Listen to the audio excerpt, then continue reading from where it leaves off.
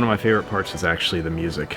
I found a composer in France named Francesco Di Andrea, and we licensed some of his music. I initially licensed it as temp tracks, and as I was editing, I couldn't picture any other music going in there. We nailed it with finding a composer that can really capture that feel of that '89 Batman.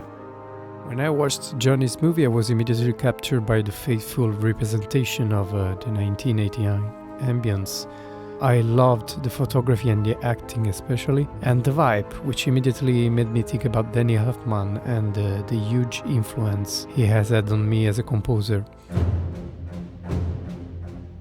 Our main theme for the movie is called March of the Giants. When I first heard that, I was like, that's it. That's definitely the vibe of Gotham City circa 1989. It gives me that feeling of '89. It's its own character. It calls back to the Danny Elfman score. Danny Elfman and John Williams are probably the two film composers who inspired me the most to write for the orchestra. March of the Giants, the title track, was surely a mix of these two big influences of mine.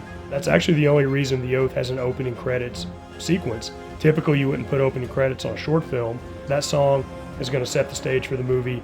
It's going to create the tone and the atmosphere that we need. And when I first heard March of the Giants, that was it. Everybody focuses on things like the acting and the lighting, but that soundtrack. It's its own thing, which I think is great, but it harkens back to that style. And this is just one extra piece of the puzzle that really puts you in the right mindset for what you're going to watch.